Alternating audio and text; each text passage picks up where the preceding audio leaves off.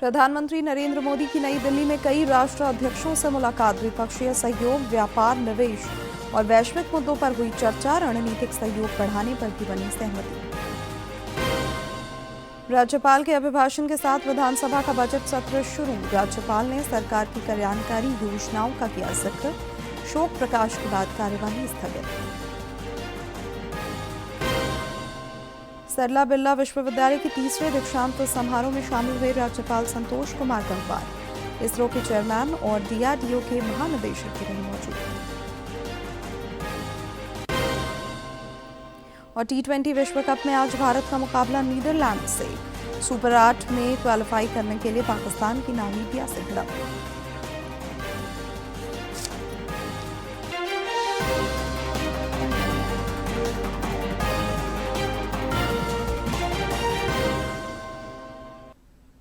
नमस्कार, खबरें झारखंड में आपका स्वागत है। मैं हूं शिवानी कुमारी और अब समाचार विस्तार से। प्रधानमंत्री नरेंद्र मोदी ने आज नई दिल्ली में इंडिया एआई इम्पैक्ट समिट में भाग लेने आए विभिन्न देशों के प्रतिनिधियों और राष्ट्राध्यक्षों से अलग अलग मुलाकात की। इस दौरान द्विपक्षीय सहयोग, व्यापार, निवेश और वैश्विक मुद्दों पर चर्चा हुई। साथ ही रणनीतिक सहयोग बढ़ाने पर भी सहमति बनी। प्रधानमंत्री नरेंद्र मोदी ने नई दिल्ली में स्पेन के राष्ट्रपति पेड्रो सांचेज से मुलाकात की। Pedro Sanchez India AI impact summit में हिस्सा लेने आए हुए हैं। दोनों नेताओं के बीच ये मुलाकात हैदराबाद हाउस में हुई। इस दौरान डिजिटल, इनोवेशन, स्वास्थ्य, शिक्षा सहित कई मुद्दों पर चर्चा हुई। भारत यूरोपीय संघ के रिश्तों को प्रगाढ़ बनाने में स्पेन की भूमिका की प्रधानमंत्री ने सराहना की। फिनलैंड के प्रधानमंत्री पेट्री ओर्पो ने प्रधानमंत्री नरेंद्र मोदी से नई दिल्ली में मुलाकात की। इंडिया एआई इम्पैक्ट समिट में वे शिरकत करेंगे। दोनों नेताओं के बीच एआई रिसर्च, डिजिटलाइजेशन को लेकर बातचीत हुई। प्रधानमंत्री मोदी ने इनोवेशन और एआई के क्षेत्र में फिनलैंड की सराहना की। इसके अलावा इंडिया एआई इम्पैक्ट समिट में हिस्सा लेने आए सर्बिया के राष्ट्रपति अलेक्जेंडर वुचिच से प्रधानमंत्री मोदी ने नई दिल्ली में मुलाकात की। इस दौरान दोनों नेताओं ने कई वैश्विक और द्विपक्षीय मुद्दों पर चर्चा की। गूगल के सीईओ सुंदर पिचाई ने हैदराबाद हाउस नई दिल्ली में प्रधानमंत्री मोदी से मुलाकात की। भारत एआई इम्पैक्ट समिट की मेजबानी कर रहा है। पीपल, प्लैनेट एंड प्रोग्रेस के सूत्र पर यह आयोजित किया जा रहा है। गूगल ने अक्टूबर 2025 में $15 बिलियन भारत में निवेश करने की घोषणा की थी। अल्फाबेट, जो गूगल की पेरेंटल कंपनी है, वो आंध्र प्रदेश में एआई डेटा हब बनाएगी। नई दिल्ली के भारत मंडपम में चल रहे इंडिया एआई इम्पैक्ट समिट में वर्ल्ड रिकॉर्ड बना है। इस समिट में भारत ने Guinness book of world record में अपना नाम दर्ज कराया है। गिनीज वर्ल्ड रिकॉर्ड में अपना नाम दर्ज करवा लिया है। समिट में एआई जिम्मेदारियों के लिए सर्वाधिक प्रतिज्ञा लेने का नया कीर्तिमान बना है। 2.5 लाख से ज्यादा लोगों ने एआई के जिम्मेदारी पूर्वक नैतिक प्रयोग का प्रण लिया है। इस प्रतिज्ञा का मकसद एआई के प्रति जिम्मेदारी और नैतिक उपयोग को बढ़ावा देना है। दरअसल भारत की तरफ से एआई की जिम्मेदारी से इस्तेमाल के लिए एक अभियान चलाया जा रहा है।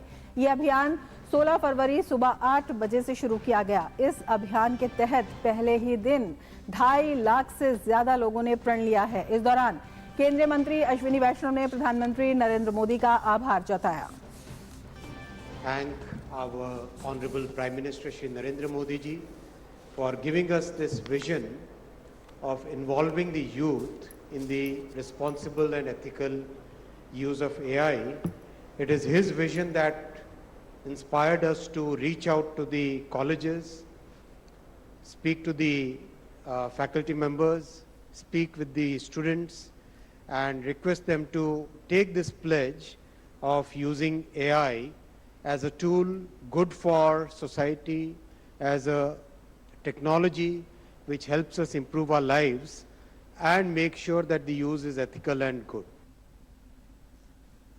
राज्यपाल संतोष कुमार गंगवार के अभिभाषण के साथ ही झारखंड विधानसभा का बजट सत्र आज से शुरू हो गया, जो 19 मार्च तक चलेगा।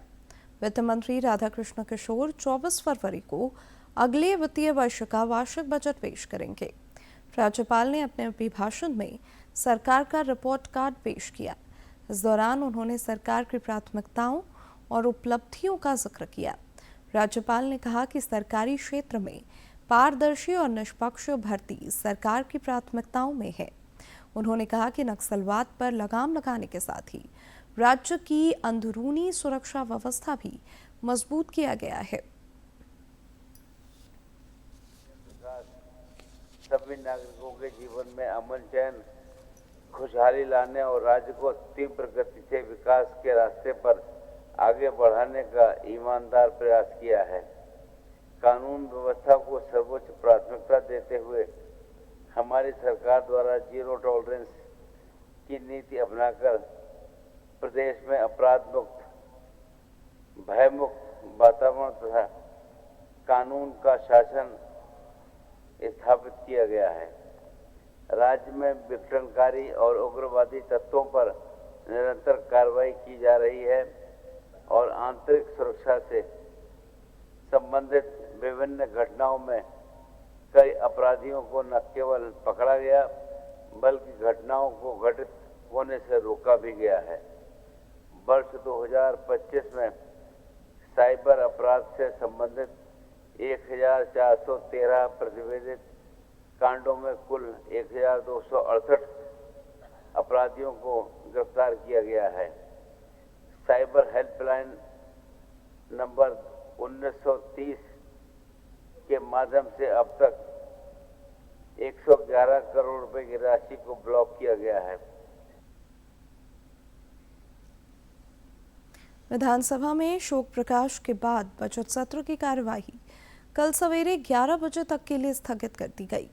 शोक प्रकाश के दौरान पिछले सत्र से अब तक दिवंगत हुए महत्वपूर्ण लोगों को श्रद्धांजलि दी गई।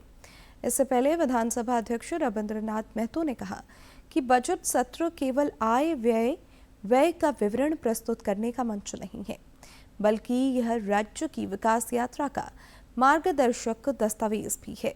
उन्होंने कहा कि सत्र के दौरान वित्तीय वर्ष 2025-26 का तृतीय अनुपूरक बजट और चालू वित्तीय वर्ष का वार्षिक बजट भी पेश किया जाएगा।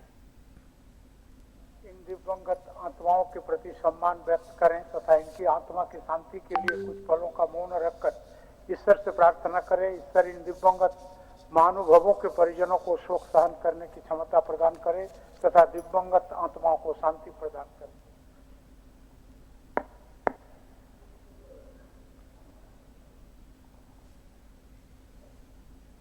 इससे पहले मुख्यमंत्री हेमंत सोरेन ने विधानसभा स्थित स्पीकर कक्ष में अध्यक्ष रविंद्रनाथ महतो का स्वागत किया। साथ ही सत्र के पहले दिन विधानसभा में मुख्यमंत्री हेमंत सोरेन का मुख्य सचिव अविनाश कुमार, अपर मुख्य सचिव वंदना दादेल, पुलिस महानिदेशक तदाशा मिश्रा, पुलिस महानिरीक्षक मनोज कौशिक, विधानसभा के प्रभारी सचिव रंजीत कुमार और रांची के उपायुक्त मंजुनाथ भजंत्री ने अभिनंदन किया। राज्य में निकाय चुनाव की गहमागहमी तेज है और प्रत्याशी वोटरों को लुभाने के लिए प्रचार वार में जुटे हैं। उम्मीदवारों ने जनसंपर्क अभियान भी तेज कर दिया है। झामुमो, कांग्रेस और भाजपा जैसी पार्टियां समर्थित उम्मीदवारों के पक्ष में माहौल बनाने में जुटी है। राजनीति का पारा भी लगातार चढ़ता जा रहा है और वाक युद्ध तेज है। चुनावी मैदान में दावों और वादों के साथ आरोपों और प्रत्यारोपों की छड़ी लगी है। राज्य निर्वाचन आयोग द्वारा तय कार्यक्रमों के अनुसार निकाय चुनाव की वोटिंग 23 को और मतगणना 27 फरवरी को होगी। निष्पक्ष चुनाव को लेकर सभी जिलों में प्रशासनिक तैयारियां जोरों पर हैं। निकाय चुनाव को लेकर राज्य भर में प्रत्याशी डोर टू डोर कैंपेन भी कर रहे हैं। गढ़वा नगर परिषद अध्यक्ष पद पर 12 उम्मीदवार दावेदारी पेश कर रहे हैं। नगर परिषद क्षेत्र में अध्यक्ष पद के लिए बीजेपी, जेएमएम और राजद समर्थित कुल 12 उम्मीदवार चुनावी मैदान में हैं। कुल 21 वार्ड और 42 मतदान केंद्रों पर 23 फरवरी को 34,347 मतदाता मताधिकार का प्रयोग करेंगे। भाजपा समर्थित उम्मीदवार कंचन जायसवाल और जेएमएम की बागी उम्मीदवार अनीता दत्त महिला उम्मीदवार हैं। अन्य सभी पुरुष उम्मीदवार हैं। मैं आम जनता से अपील करती हूँ कि भ्रष्टाचार और भय पर लगाम लगाने के लिए भारी से भारी मतों से जिताएं। गढ़वा नगर परिषद क्षेत्र में पेयजल, रोजगार, ट्रैफिक, शिक्षा, सफाई, अतिक्रमण समेत कई समस्याएं व्याप्त हैं। जेएमएम समर्थित उम्मीदवार संतोष केशरी, राजद समर्थित उम्मीदवार समेत अन्य प्रत्याशी समस्याओं के समाधान को लेकर चुनावी मैदान में हैं। सभी उम्मीदवार प्रचार वाहन, जनसंपर्क और नुक्कड़ सभाओं के साथ मतदाताओं से मतदान की अपील कर रहे हैं। कोई दो राय नहीं है कि 23 तारीख को जो लोकतंत्र का महापर्व है उसमें हम अपने गढ़वा नगर परिषद के सभी नागरिकों से अनुरोध करेंगे कि पहले मतदान कर फिर जलपान करें। गढ़वा के विकास के लिए, गढ़वा की समस्याओं को समाधान करने के लिए इस चुनावी मैदान में मुझे गढ़वा की जनता ने उतारी है और साथ साथ राजद यानी आरजेडी के पदाधिकारी एवं कार्यकर्ताओं के द्वारा भी मुझे समर्थन मिल रही है और साथ ही साथ तमाम वार्ड के सभी महिला मतदाता और जितने भी हमारे जनता जनार्दन है, जनता तुल्य है, सभी लोगों का अपार समर्थन मिल रहा है। भाजपा और झारखंड मुक्ति मोर्चा के पार्टी नियमों को चुनौती देते हुए पार्टी के सदस्य चुनावी मैदान में हैं।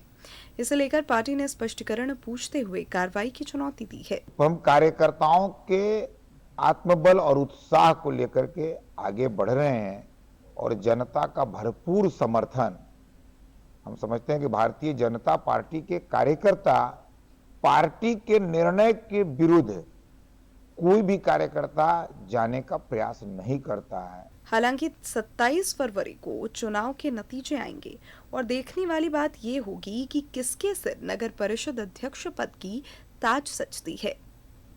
गढ़वा से विजेंद्र तिवारी की रिपोर्ट। पूर्वी सिंहभूम जिले के मानगो नगर निगम के वार्ड 33 से प्रत्याशी शीतल कुमार रजक का कल निधन हो गया। इसके बाद राज्य चुनाव आयोग ने वार्ड 33 का चुनाव स्थगित कर दिया। हालांकि इसका मानगो नगर निगम के अन्य वार्डों में होने वाले चुनाव पर कोई प्रभाव नहीं पड़ेगा। निर्धारित कार्यक्रम के अनुसार 23 फरवरी को मानगो नगर निगम के शेष वार्डों में मतदान कराया जाएगा। आयोग ने बताया कि वार्ड 33 में चुनाव की नई तिथि पूरी चुनावी प्रक्रिया समाप्त होने के बाद घोषित की जाएगी। रांची के बड़ागाई अंचल की करीब 9 एकड़ जमीन से जुड़े मनी लॉन्ड्रिंग मामले में आरोप गठन की सुनवाई अब 27 फरवरी को होगी। पीएमएलए कोर्ट में कल आरोप गठन पर सुनवाई पूर्व से निर्धारित थी, लेकिन मुख्यमंत्री हेमंत सोरेन समेत अन्य आरोपियों की ओर से डिस्चार्ज याचिका दाखिल किए जाने के कारण सुनवाई नहीं हो सकी। न्यायालय अब पहले डिस्चार्ज याचिका पर सुनवाई करेगा, जिसके बाद आरोप गठन की प्रक्रिया होगी। झारखंड उच्च न्यायालय में मुख्यमंत्री हेमंत सोरेन पर टिप्पणी मामले में नेता प्रतिपक्ष बाबूलाल मरांडी के खिलाफ दर्ज प्राथमिकी को निरस्त करने की मांग वाली याचिका पर सुनवाई हुई। Justice A K. चौधरी की अदालत ने श्री मरांडी के खिलाफ राज्य के अलग अलग 5 थानों में दर्ज सभी प्राथमिकी को निरस्त करने का निर्देश दिया।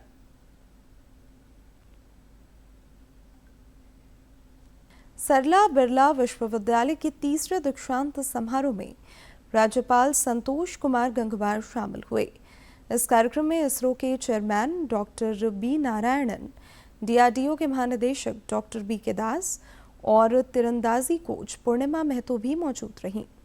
समारोह में कुल 1331 डिग्री धारकों को प्रमाण पत्र प्रदान किए गए।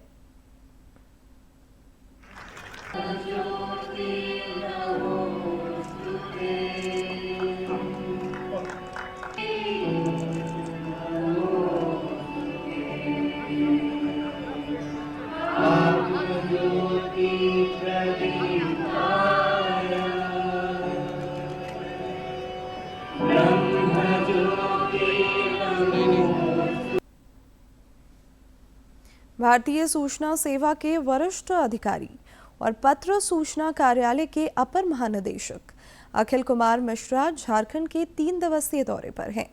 आज उन्होंने दूरदर्शन केंद्र रांची में विकसित भारत को लेकर यहां के अधिकारियों और कर्मचारियों के साथ संवाद किया।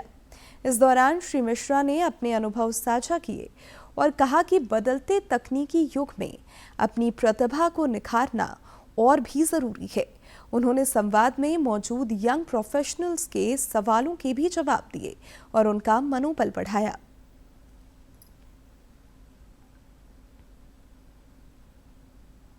So even the technical aspects are also changing. So you have to be very careful and knowledgeous about these technical changes. And you need to have a speciality.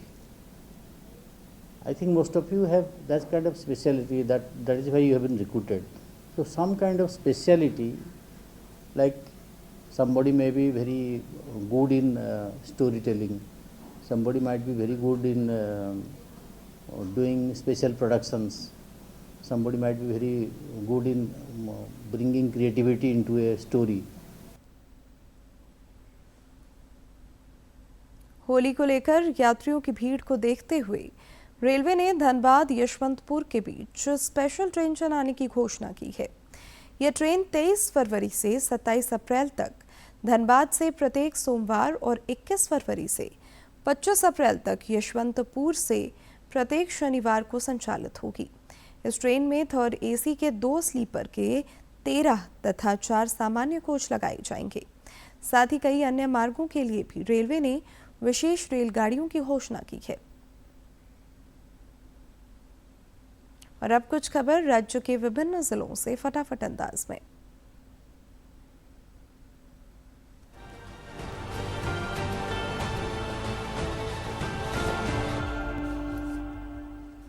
Khunti की उपायुक्त आर रोनेटा ने नगर पालिका निर्वाचन 2026 की तैयारियों को लेकर सभी कोषांगों के वरीय पदाधिकारियों के साथ बैठक की।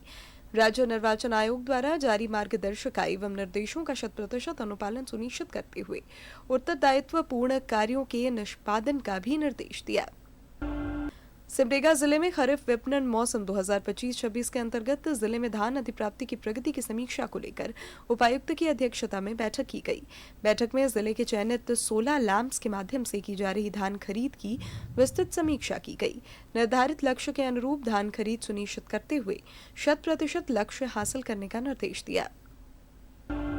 झारखंड राज्य विधिक सेवा प्राधिकार रांची के निर्देश के आलोक में बोर्ड ऑफ विजिटर्स तथा कोडरमा के जिला विधिक सेवा प्राधिकार की संयुक्त टीम के द्वारा मंडल कारा का औचक निरीक्षण किया गया।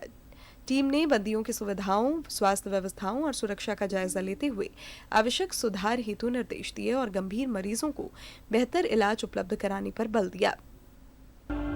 चतरा में राजकीय इटखोरी महोत्सव की तैयारियों को लेकर उपायुक्त ने मुख्य कार्यक्रम स्थल मुहाने नदी तट एवं बक्सा डैम का स्थल निरीक्षण किया।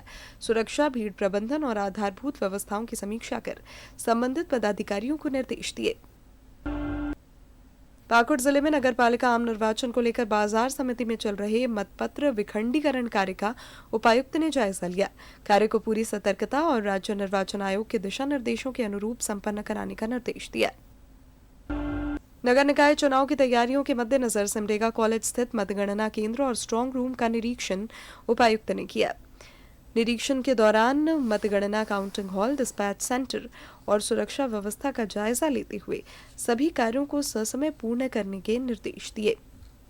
सिमडेगा की उपायुक्त ने कहा कि निर्वाचन कार्य पूरी पारदर्शिता के साथ संपन्न किया जाना चाहिए। बोकारो जिले के समाहरणालय सभागार में आयोजित हम आपको सुनते हैं जनता दरबार में उपायुक्त अजनाथ झा ने 41 से अधिक मामलों की कन्यावार सुनवाई की। शिक्षा आपूर्ति, राजस्व, सामाजिक सुरक्षा, बीएसएल सहित विभिन्न विभागों से जुड़े आवेदनों पर संज्ञान लेते हुए संबंधित पदाधिकारियों को त्वरित निष्पादन का निर्देश दिया।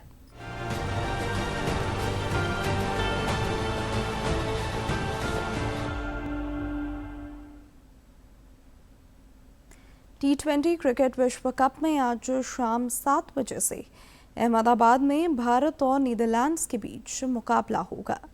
भारत ने अपने दोनों मुकाबले जीतकर ग्रुप ए से सुपर 8 चरण के लिए पहले ही क्वालिफाई कर लिया है। भारत ने पहले मुकाबले में जहां अमेरिका को, जबकि दूसरे मुकाबले में पाकिस्तान को बुरी तरह पराजित किया। इधर सुपर 8 में क्वालिफाई करने के लिए पाकिस्तान की नामीबिया से आज भिड़ंत जारी है। अगर पाकिस्तान यह मैच हार जाता है तो वह सुपर 8 से बाहर हो जाएगा।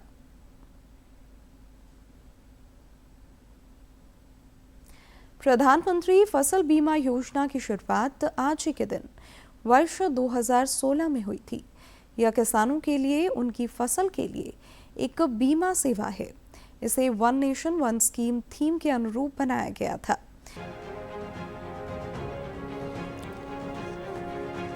भारत जैसे कृषि प्रधान देश में किसानों की सबसे बड़ी चिंता होती है मौसम। ओलावृष्टि, बाढ़ या सूखा जैसी स्थितियों में पूरी फसल बर्बाद हो जाती है। इसी जोखिम को कम करने के उद्देश्य से साल 2016 में प्रधानमंत्री नरेंद्र मोदी ने फसल बीमा योजना की शुरुआत की। इस योजना का लक्ष्य था कम प्रीमियम में किसानों को व्यापक सुरक्षा। आज यह योजना दुनिया की सबसे बड़ी फसल बीमा योजना के रूप में उभरी है। आधिकारिक आंकड़ों के अनुसार अब तक 78 करोड़ से अधिक फसल बीमा आवेदन किए जा चुके हैं। किसानों को 1.8 लाख करोड़ रुपए से ज्यादा क्लेम के रूप में भुगतान किया गया है। योजना की खास बात है इसका कम प्रीमियम मॉडल।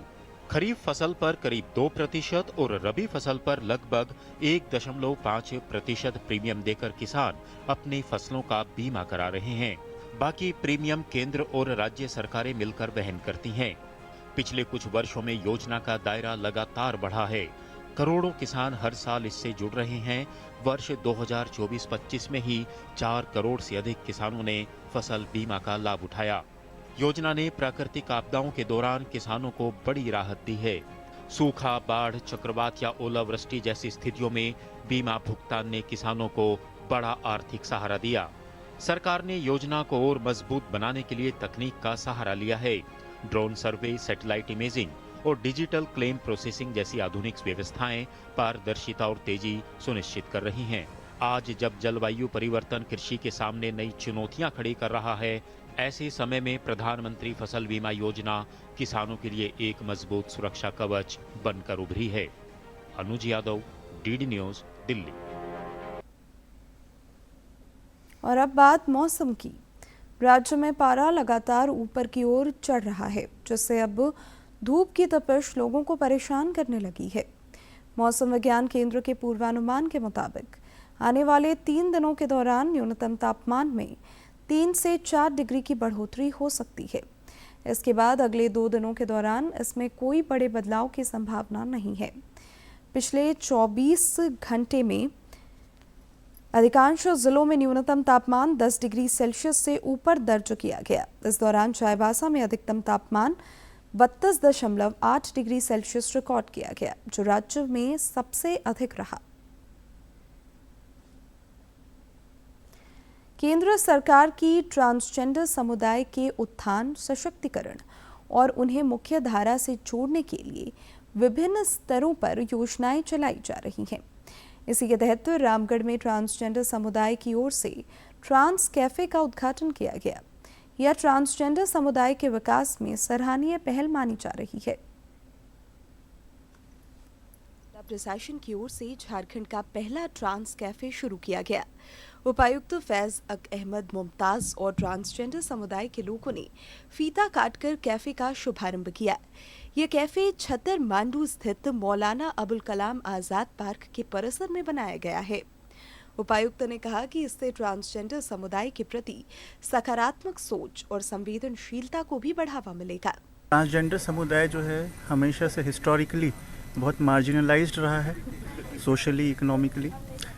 रामगढ़ ज़िला प्रशासन प्रयास कर रहा है कि वो आइस ब्रेक हो और इनको मुख्य धारा से जोड़ा जा सके। उसी क्रम में हम लोग काफ़ी टाइम से बहुत सारी स्कीम से ट्रांसजेंडर कम्युनिटी के अपने रामगढ़ वालों को जोड़ रहे हैं।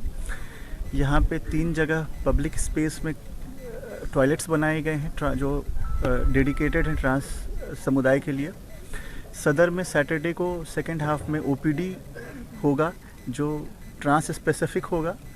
उसके अलावा I card, pension, ration card, तमाम तरह के गवर्नमेंट सुविधाओं से ट्रांस समुदाय को जोड़ने का प्रयास किया जा रहा है। समिति के एक अन्य सदस्य सावन किन्नर ने ट्रांस कैफे की इस पहल को समुदाय के लिए प्रेरणादायक बताया। उन्होंने कहा कि यह छोटा प्रयास भविष्य में भी बड़े बदलाव का आधार बनेगा। ये बहुत अच्छा हुआ है जो हमारे रोजी रोजगार के लिए हमारे रामगढ़ के डीसी सर ने ये आज हमारा कैफे खोला है। जो भी आज छोटा पहल है, कल को बड़ा भी पहल होगा। हमें ही गुजारिश है, दिल से धन्यवाद है उनको कि हमारे लिए जो भी उन्होंने किया या सोचा, जो हमारे जितने यहाँ पर आए हैं, हमारे जितने भी भाई बहन, उनका शुक्रगुजार है हम लोग हाथ जोड़ के कि हमारे को इस मुकाम इस लायक समझा। रामगढ़ में शुरू हुआ यह ट्रांस कैफे सामाजिक समावेशन और समान अवसर की दिशा में एक महत्वपूर्ण कदम माना जा रहा है। उम्मीद की जा रही है कि यह पहल ट्रांसजेंडर समुदाय को आत्मनिर्भर बनाने के साथ साथ समाज में सकारात्मक परिवर्तन की नई मिसाल कायम करेगी। रामगढ़ से के तिवारी की रिपोर्ट। अब अंत में मुख्य समाचार एक बार फिर। प्रधानमंत्री नरेंद्र मोदी की नई दिल्ली में कई राष्ट्राध्यक्षों से मुलाकात, द्विपक्षीय सहयोग, व्यापार, निवेश और वैश्विक मुद्दों पर हुई चर्चा। रणनीतिक सहयोग बढ़ाने पर भी बनी सहमति। राज्यपाल के अभिभाषण के साथ विधानसभा का बजट सत्र शुरू। राज्यपाल ने सरकार की कल्याणकारी योजनाओं का किया जिक्र। शोक प्रकाश के बाद कार्यवाही स्थगित। सरला बिरला विश्वविद्यालय के तीसरे दीक्षांत समारोह में शामिल हुए राज्यपाल संतोष कुमार गंगवार। इसरो के चेयरमैन और डीआरडीओ के महानिदेशक भी रहे मौजूद। और T20 विश्व कप में आज भारत का मुकाबला नीदरलैंड से। सुपर 8 में क्वालिफाई करने के लिए पाकिस्तान की नामीबिया से भिड़ंत।